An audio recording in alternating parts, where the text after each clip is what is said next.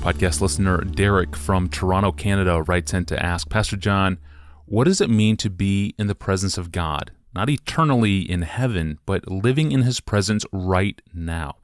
I'm struck by Psalm 21, verse 6, which says, you make glad with the joy of your presence. So if God is omnipresent, what does this mean to be in God's presence now? I think the first thing I should say is that the biblical writers were not naive in the sense that they thought God had a body with spatial dimensions so that He could have a locality in the universe. Stephen said in Acts 7, the Most High does not dwell in houses made by hands. The point being, He's not that kind of being.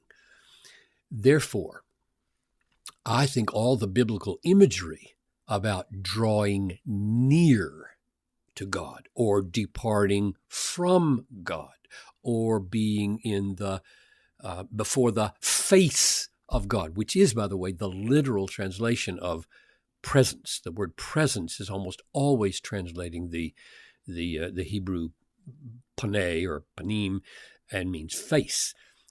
I think all of those images are metaphors or pictures, and I'll mention what they're metaphors of in just a minute, but let me stick in a qualifier perhaps first.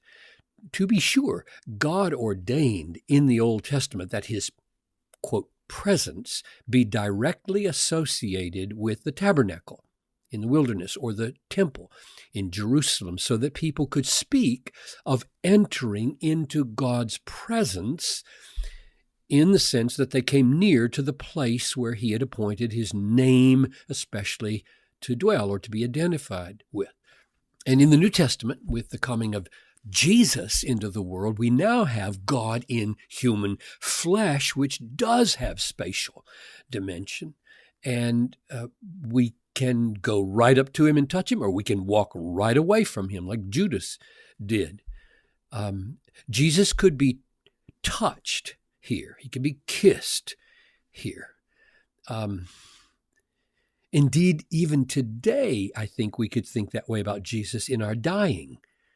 2 Corinthians 5:6, we're always of good courage. We know that while we're at home in the body, we are away from the Lord.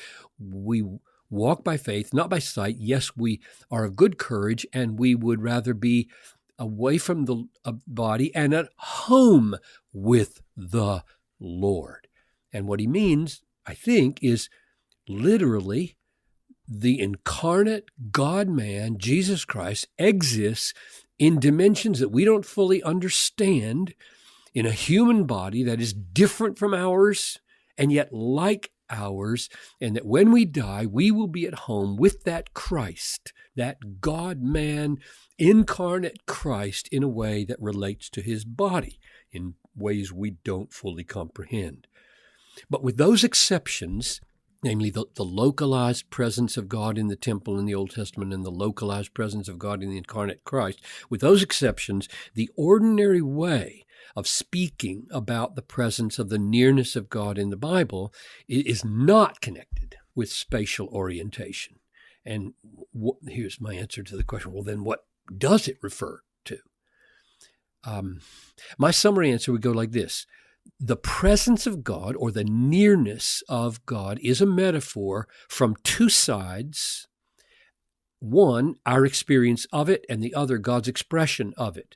Our experience of it means that we taste or feel or realize the reality of God more directly, more authentically, more intimately, more effectively, that is, producing more effects in our lives, more certainly, more satisfyingly, or more terrifyingly, and so on. In other words, His presence, as we experience Him, is the heightening of His reality in our lives, either for good, if we're in His grace, or for ill, if we're under His wrath, which is why Jesus makes all the difference here to shield us and make God a welcoming reality or presence for us. So For example, we read Psalm 100, serve the Lord with gladness, come into his presence with singing, or James 4:8, draw near to God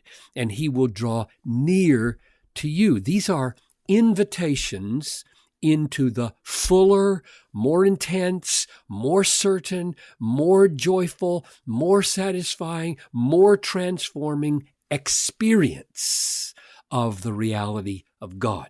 That's my first half of the metaphor. The other half is that it refers to God's manifest influence from his side, not thinking now about our experience of it, but his more manifest influence. And I'm thinking of a text like Psalm 114, verse 7, tremble, O earth, at the presence of the Lord, at the presence of the God of Jacob, who turns the rock into a pool of water, the flint into a spring of water.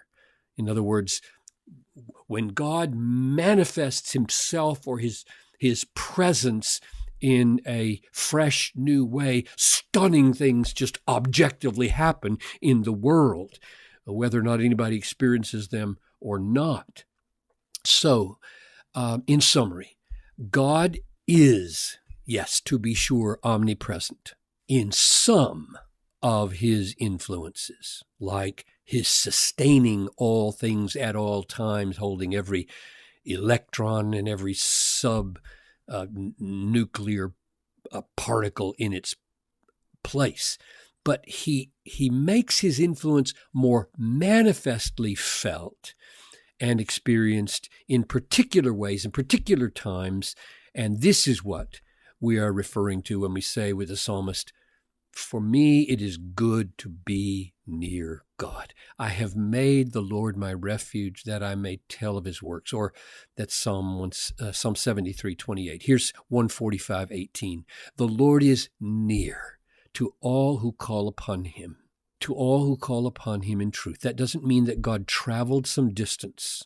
It means he's near in the sense that he exerts his influence for our good in special ways and causes us to experience the sweetness of his reality in special ways.